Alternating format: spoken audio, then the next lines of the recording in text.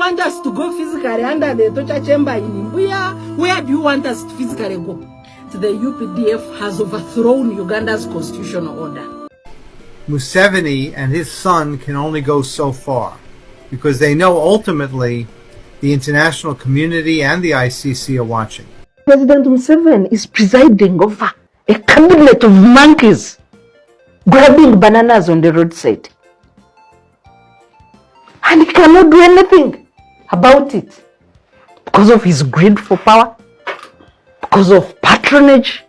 He has no capacity to fight corruption.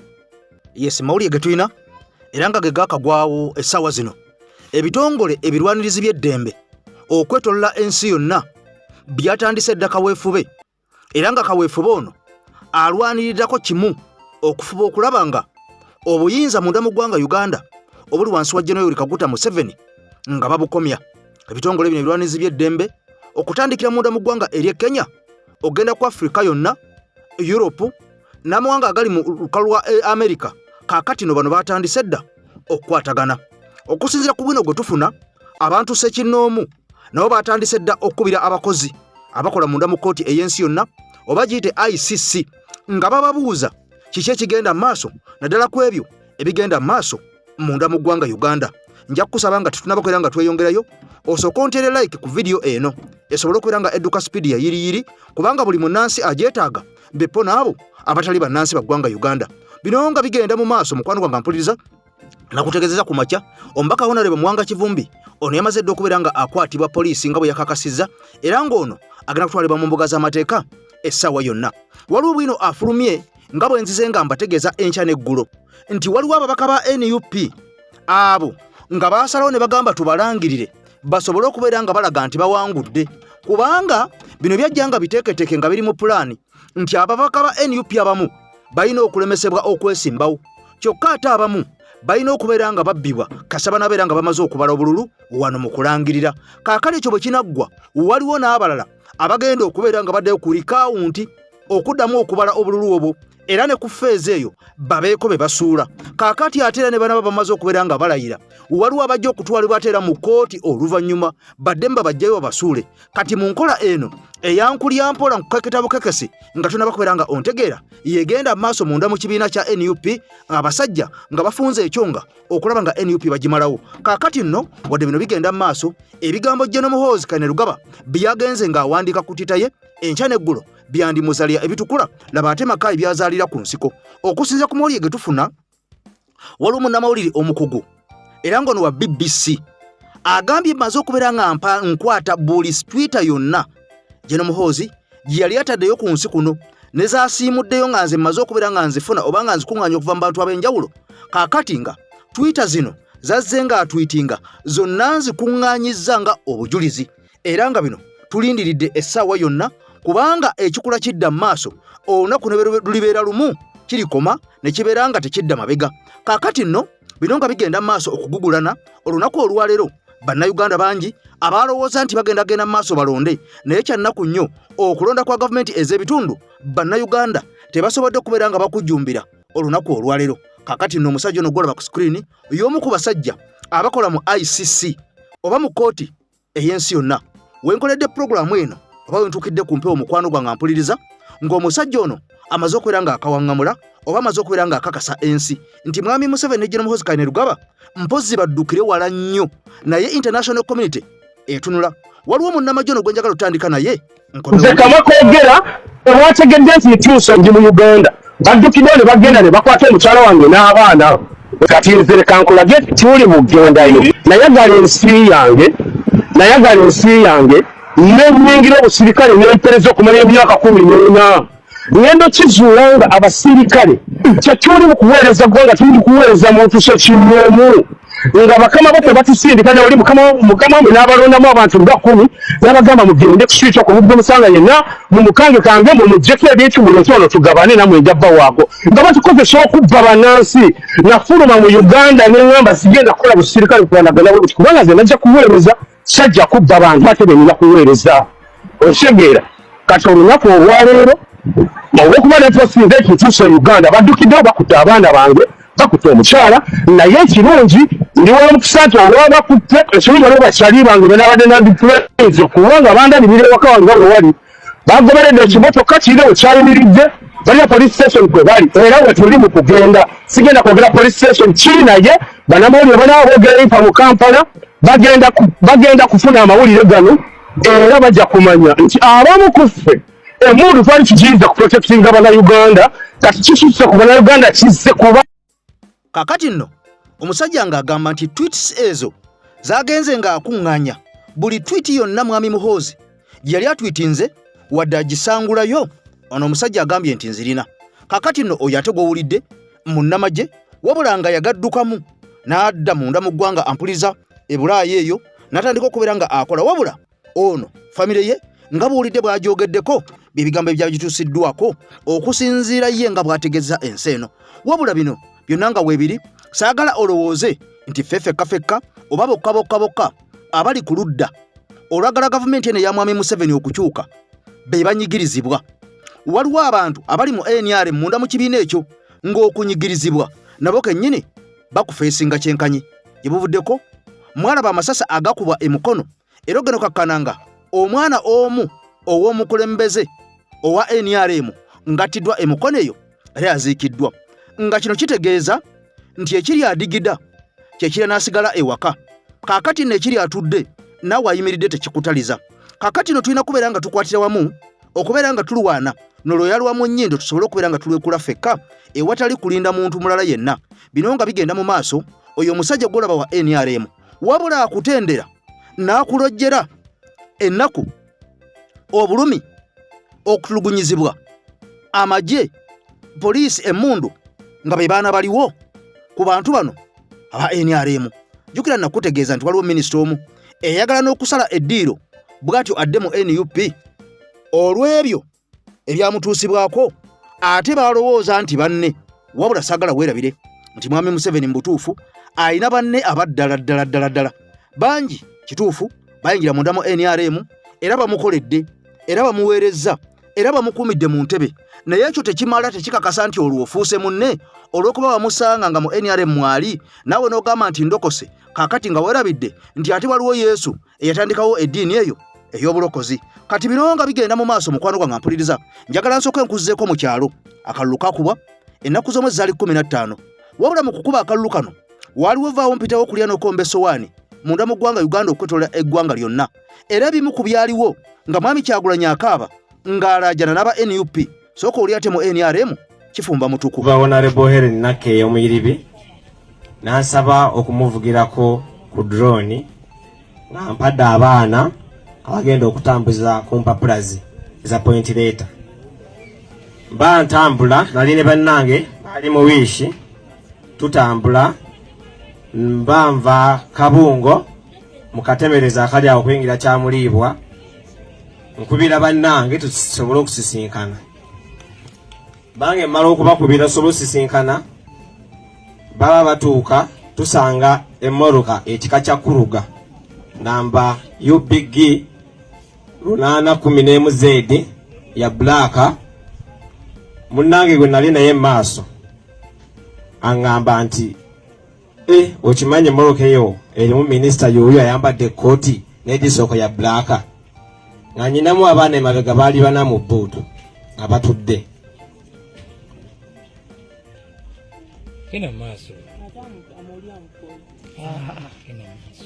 Nga nyinamu abaana bana abatudde abali batambuza empapula.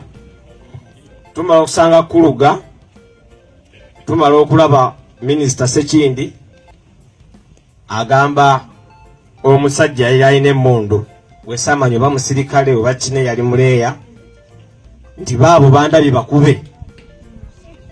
Atandika okumpeereza amasasi yasooka nampeereza essasi ku luggi singa ddereeva neebaka nesobola okuba ku ndabirwamu y'emmotoka era nzaawo kwe kuliwonera awo.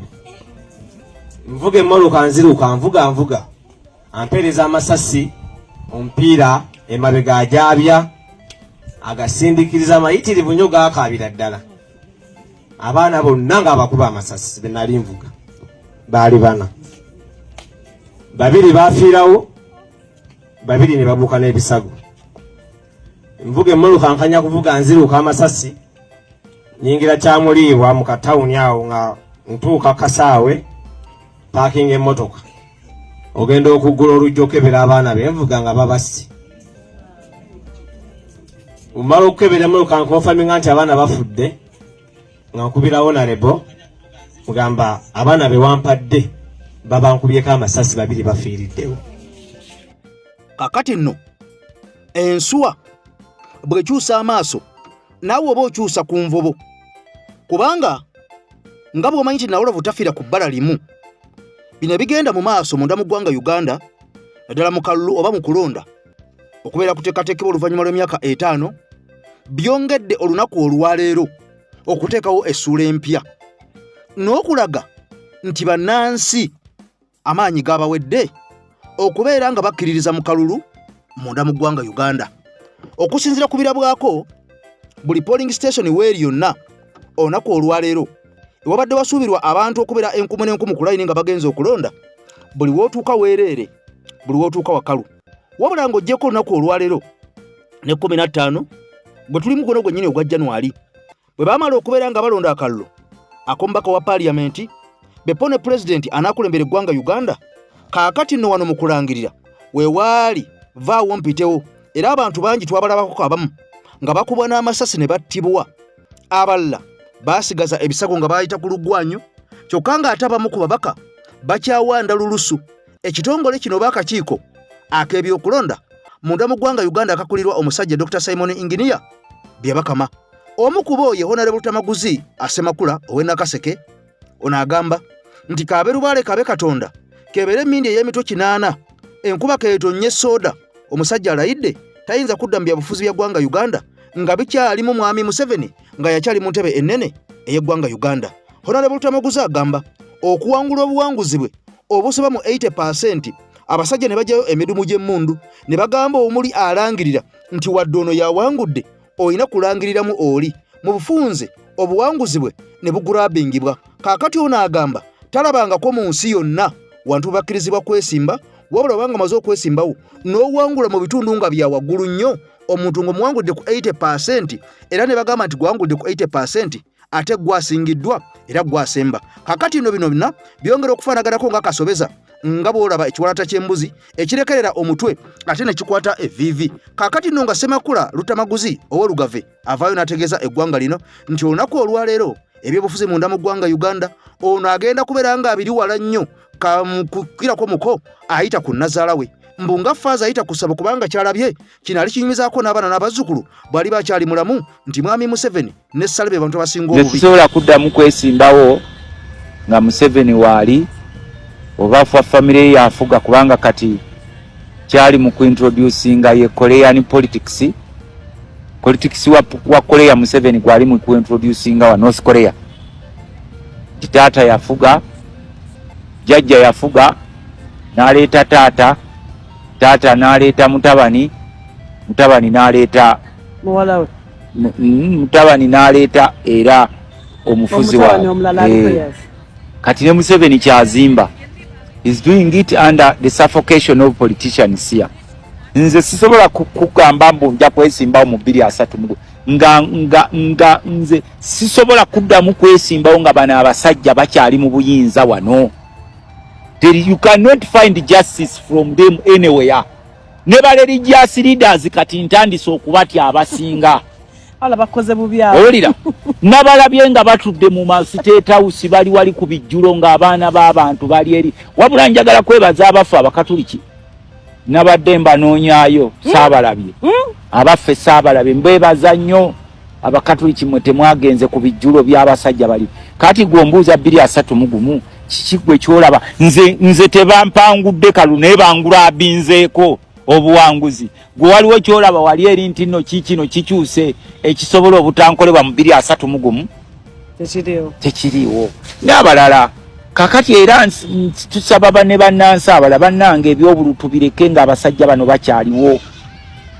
Let everyone oba tusaba Katonda yanaatuwa obukulembeze buli omu ayiye engeri gye tufuna obukulembeze naye enkola y'akalulu totawaana. Don't waste your resources, don't waste your time.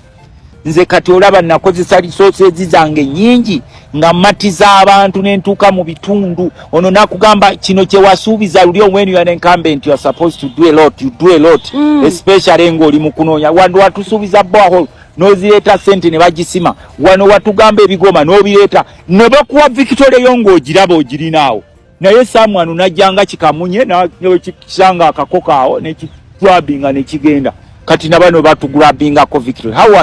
How sure are you that into osobola okudda mu 2031 bwe babanga bakyaliwo ne batakugrabinga ko Victoria yo ate ffe tulina ku list yaabwe abantu basinga obuteetaaga oyogedde ku buteetaaga yani ogamba nti oli ku wanted honorable kyogamba ogenda mu ekizayo nze sigenda mu ekizayo is for the cowards.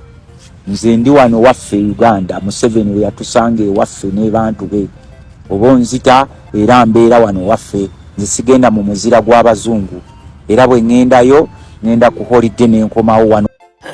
Munansonyiwako mikwano gyange nabagamba nti nkyali mugonvugonvu nkyali mukosefu enamba gyolaba ku screen eyo mukwano gwange osobola okubeera ng'oyitako n'obeera nga otuwa bizinensi yo netukulangira oba olina buyambi bw'oyagala kutuwa bwonna era enamba y'emu naye nga mbagamba nti nkyalimu ekiyegu nkyalimu omusujja mpola mpola wadde nga tulina okubeera nga tutolontoka tubeere nga tuweereza eggwanga lyaffe ekyokukola tetulina wenjogera olunaku olwaleero ku Sunday ewedde omusajja amanyiddwa nga Alfonso Owiny-Dollo ono nga yabadde ssaabalamuzi munda mu ggwanga Uganda bwe yamaze emyaka 7 bw'atyo yakulirekulira entebe nadda ebbali okubeera ssaabalamuzi kaakati nno olunaku olwaleero ono gwolaba gwakwasa ekitabo kaakati no mwami Museveni avudde butereevu nnyo naga nti kaakati entebe tenza kubeererawo kyangaala kubanga tusuubira emisango emiyitirivu ennyo jjukira nakutegeeza gye buvuddeko mu vidiyo yaffe ey'okumakya nti mwami Museveni abasajja bamaze dde okubeera nga bamukwata amataayi bwe bato ne bamuwalaawala ne bamuwambaza mpaka kumuwalawala mpaka kumukuba mu kkooti oluvannyuma lw'okubeera nga bano bagamba abeesimbyewo naye omu ku bo ng'agamba nti okusinziira ku bwanguzi bwa mwami Museveni tayinza kubeera nga abukkiririzaamu kabeddi mbu kubanga mwami Museveni yabbye naddala mu kati ne yeewogoma omusajja agamba nti bwe kuba kulya mwami Museveni yalidde n'okunywa n'anywa n'asimba n'olukono era ng'ono alumiriza nti obuwanguzi bwa mwami Museveni bulina okubeera nga busazibwamu ekkooti enkulu kaakati nno ekkooti enkulu ng'ate ssaabalamuzi Alfonso Owiny-Dollo yamaze dde okubeera ng'asula ttawero ono akakasa eggwanga nti ebintu abiwummudde bangi babadde bamukubamu ebituli naddala abo bannabyabufuzi abali ku ludda oluvuganya gavumenti nga bagamba nti ssaabalamuzi ono yandibanga abadde awo naye nga si yaaliwo mbu ng'akozesebwa bukozesebwa mbu ng'alinda masimu okubeera nga musajja wattu asalawo ensonga ennene okusinza ku mawulire galaga mwami Kyagulanyi yavaayo n'ategeeza ensi nti n'omusango gwe yawaaba mu 2021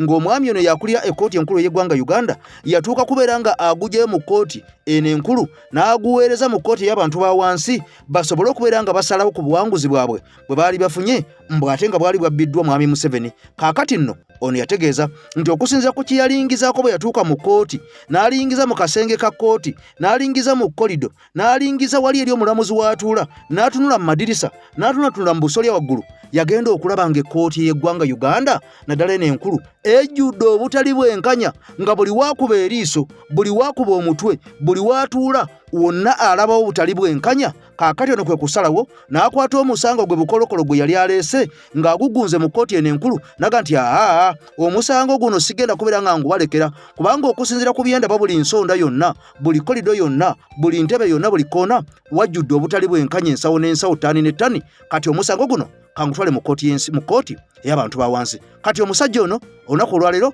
asikiddwa mu ngeri bweti ssaabalamuzi w'eggwanga omujja okudda mu bigere byabadde ssaabalamuzi Alfonso Owiny-Dollo eyawummudde oluvannyuma lw'okuweza emyaka 7 egiragirwa ssemateeka yawaddeyo woofiisi kakati pulezidenti Yoweri Kaguta Museveni akedde kumulonda era tutegedde nti ono olunaku olwaleero lwennyini agenda kulabikako eri akakiiko aka palamenti akasusula abantu ababeera balondeddwa omukulembeze w'eggwanga akakiiko kano kakulirwa sipiika yennyini owa palamenti y'eggwanga kale omulamuzi oyo Flavian Zaija bw'ati bwamaze okulabika nti agwa mu bintu era nga amagambye nti olunaku olwali lwennyini lwagenda okulabika nti munnange asunsulwa akakiiko ako akasunsula nate ababeera balondeddwa omukulembeze w'eggwanga kaakati myaka 56 ye ssaabalamuzi w'eggwanga omujja myaka 56 egy'obukulu. Ebbanga erisinga alimaze akulanga principal judge Justice Flavian Zeija, era nga tannaba kulondebwa kutuula mu kifo kino. Abadde omu ku balamuzi abakulu ddala. Ekifo ekyo kya principal judge kyamazeeko ebbanga kibadde kimufuula omuntu w'okusatu omunene mu kitongole ekiramuzi okwetola eggwanga. Abadde agwa mu namba 3 kubanga waggulu mu bifo by'obulamuzi chief justice ow'eggwanga yabeera namba emu, ne kuddako deputy we, deputy chief justice, then principal judge najja mu kifo ekyokusatu, secretary wa judiciary mu kifo ekyokuna, ne chief registrar. Magambye nti wa myaka 58 St. Mary's College Lusholoza gye yasomera secondary. Mwaka 1993 yegatta ku University enkulu e Makerere nkubulya ebikwata ku ssaabalamuzi w'eggwanga omujja alondeddwa. Yatikkirwa omwaka 1996 era ng'alina Bachelor of Laws degree. Omwaka ogwo n'afuna postgraduate diploma mu legal practice okuva mu Law Development Center kibuga Kampala. Mwaka 1999 yaddayo ne yegatta ku University ey'e Makerere era ng'agenze kusoma masters mu mateeka. Agraduatinga ne Masters of Laws degree omwaka gwali gwa 2022 n'afuna masters mu mateeka ssaabalamuzi w'eggwanga omujja. Ayina degree eya Doctor of Philosophy mu mateeka yagifuna okuva mu University of Dar es Salaam munda mu ggwanga lya Tanzania mu mwaka gwa 2013. Era ayina Master of Business Administration degree gyajja ku Uganda Matters University mu mwaka 2018. Ono member owa Institute of Chartered Secretaries of Administrators ey'Ebungereza okuva omwaka 2012. Ssaabalamuzi omujja bimukwatako byengenda maaso n'okuba nti nkubuulira. Yagenda maaso n'okeka nti alondebwa ng'omulamuzi mu kooti enkulu High Court of Uganda mu mwaka 2016 n'asooka n'asindikibwa munda mu kitundu eky'Embalala principal judge okuva omwaka 2019. Kakati amaze okulabika nti alondebwa nga ssaabalamuzi w'eggwanga okudda mu bigere bya Alphonse Owiny Dollo eyagenze maaso n'okuba nti yawezezza emyaka egirambikibwa mu ssemateeka w'eggwanga okuwummulirako. Bagambye nti olunaku olwaleero akakiiko ako nate akakulembera sipiika yennyini wa palamenti lwagenda okukasinkana okumusunsula okulaba obanga ddala asaanidde okubeera ssaabalamuzi w'eggwanga. Byebyo nno byenyagadde okutegeera otegeere ku ssaabalamuzi Flavian Zeija alondeddwa omukulembeze w'eggwanga nga bigenda maaso n'okulabika nti bwe tubadde tutandika ampuliriza emboozi zaffe z'olunaku olwaleero nakutegeeza nti ku CNN e Nairobi omusajja amanyiddwa nga Larry Madowo ono avuddeyo n'akikolera Bobi Wine mu ngeri enkambwe ennyo, mu ngeri ya Wasseruganda, mu ngeri ey'omuliraano gwokya bbiri. Larry Madowo ono agamba nti ebizze nga bikolebwa munda mu ggwanga Uganda azze abitunuulira, azze abyetegereza, okutulugunya n'okulinnyira eddembe ly'Abannayuganda. Ono agamba nti azze abyetegereza nnyo okuva lye yazaalibwa kaakati nno nga be baana baliwo. Kati Madowo agamba agenda kukozesa amaanyi g'alina, agenda kukozesa platform z'aliko, agenda kukozesa CNN okubeera nga buli bujulizi bwonna ye bw'amanyi nga ye obwatuusibwa ku Bannayuganda mu mbeera yonna ey'okubatulugunya, ey'okulinnyirira eddembe lye, abeere ng'obujulizi buno abutereka. Madowo ayongerako n'ategeeza ensi nti ono agenda kubeera ng'era ayongera okufaafaagana n'obujulizi bwonna Mwami Muhoozi bwazze nga ayogera, buli tweet Mwami Muhoozi gyazze nga atwitinga. Kaakati omusajja agambye zonna agenda kuzikuŋŋaanya for further reference, kubanga onategeeza nti ne bwalifa wali baba baliyeddira mu bigere bye balizikozesa ku nsonga ya General Muhoozi okutulugunya n'okwagala okutirimbula Bobi Wine. Larry Madowo munda mu ggwanga ery'e Kenya agambye bw'ati. Madowo ategeezezza ensi nti tweets za Muhoozi zonna zabadde akola emabegakaawo ng'ataakenga His Excellency Kyagulanyi azimuterekedde for future use. Perhaps President Museveni's son, Muhoozi Kainerugaba, posted a series of tweets where he threatened to kill Bobi Wine. That's his dad's main challenger, the leader of the opposition party, And Muhoozi is the military chief in Uganda. He's in charge of the army. He called Bobi Wine a baboon. He said that he had killed 22 Nupe terrorists. Nupe is Bobi Wine's party. And he said that 22 killed in 1 week is too low and promised to do better. He even said the first thing he would do is to remove Bobi Wine's balls. He calls him Kabobi. Yes, this is Uganda's military chief and the son of the president. I asked him why he was bragging about killing Ugandans that support the opposition. And then the tweets disappeared. They were deleted. Of course, you cannot remove things from the internet. You can't erase them. So here they are.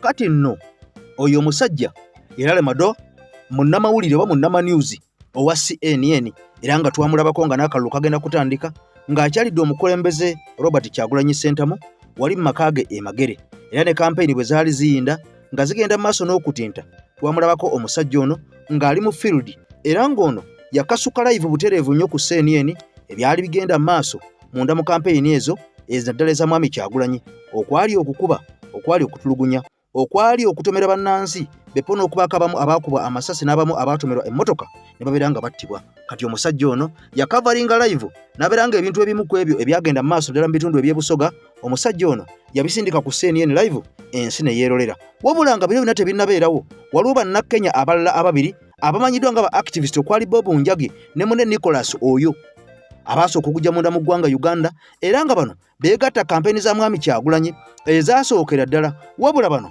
abasajja babalabuukirira ne babakwata ne babeera nga babateeka emabikono emabega ne babaggalira mu kolokonyo. Era mwami Museveni bwe yavaayo okwogerako eri eggwanga yategeeza nti bannakenya bano babiri ffe tubalina era twabateeka mu firiigi zaffe. Kaakati nno okusooka ebitongole ebikuuma ddembe byonna byegaana abasajja bano nga bo bitabimanyiiko bwe bitabalabangako kyokka ate mukama waabwe n'abaswaza.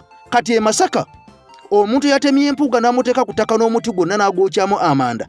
Soko oli ebimukwatako omukyalo ono atawe natasibazo. Omukyalo ono Florence Namayanja baamukazizaako dda erinnya erya Iron Lady abala bamuyita omusalamala omukulu nti yasaze omuti gwa DF mu kibuga Masaka gwonna n'agwokyamu amanda single handed ng'ate mukazi. Kale nno bali mu mutendereza mbagambye nti wabaddewo obukubagano bw'amaanyi wakati wa meeyo ono Florence Namayanja era nti bakandidate ba NUP bonna bagenze maaso n'okwekana nti bawangula ebifo mu kibuga Masaka. Yagenze maaso n'okuba nti yabatembeese n'abeetikka mu lutalo lwabaddemu n'ekibiina ekya DF. Kakati bamuyita Iron Lady era bagamba nti yessa y'omusalamala omukulu eyakulembeddemu okusala omuti gwa DF mu kibuga Masaka n'agenda maaso n'okuba nti yagutadde ku ttaka. Embeera nga bwetambula bakandidate abalala bakandidate abawangudde nti ebigambo bibadde bitonotono era nga bo si balwanyi bulungi wabula nti omukyala Florence Namayanja buli kimu yakimaliriza. Kale nno olutalo lw'ekibiina ekya NUP n'ekibiina ekya DF lwazzeemu dda okuba nti lukolera ku mitimbagano n'okusinga nga luvudde ku bigambo ebyayogeddwa mukulembeze w'ekibiina ekya DF gwe balumiriza nti bulijjo gwe basinze tabulwa kyekwasa bwe yategeeza n'agamba nti NUP wakati mu kalulu akabaddewo yabadde ne kolabo oba babadde n'enkolagana n'ekibiina ekya NRM okulemesa DF okufuna Wakiri omubaka omu bw'ati nga bwe byatambudde Nepal FM. Kakati nno omubaka Honorable Lutamaguzi yandyefukulula n'agenda mu kooti n'atwalayo obujulizi bwonna bw'alina okusinza ku mawulire tusembeyo okufuna galaga nti ono yandisalawo naye n'agamba kagendeko mu kooti alabe embuka nti n'aganaafa kubanga bagasalira essubi ono agamba nti okusinza ku bujulizi bw'alina ne bwino gw'alina yawangulira ku bitundu 85 ku buli 100 naye waaliwo olukwesikwesi olwasookera ddala baateekawo polling stations ez'ekimpatiira munda mu kkundi eri enamunkekera ampuliriza ewa Genosale ng'ebyo bitadde ku mabbali. Mwami Lutamaguzi era agamba baasalawo ne mu wiiki emu esembayo nga boolekedde okulonda ne bakyusa abaali bakulira akakiiko k'ebyokulonda munda mu bitundu eby'Nakaseke ne bajjawo abantu abaaliwo yali akakulembera chairman Beppo n'omumyuka we ne bateekawo abantu abalala era ng'ono alumiriza nti ne kube baateekawo kwaliko omuwala nga mwala wa mwami Tasobya. Kaakati ono ng'alumiriza nti bano bebeeko baana ne bakozesa ekifuba n'amaanyi n'okusinzira ku oda ezaavanga waggulu ne babagamba balemese obuwanguzi bwe babubbe bubbi ku kifuba. Kati Honorable Lutamaguzi mu bigambo bye ng'ayogerako eri eggwanga n'obunyiikaavu mu bulumi obw'ekitalo ennyo mu nsonga zino agambye bw'ati mukwano gwange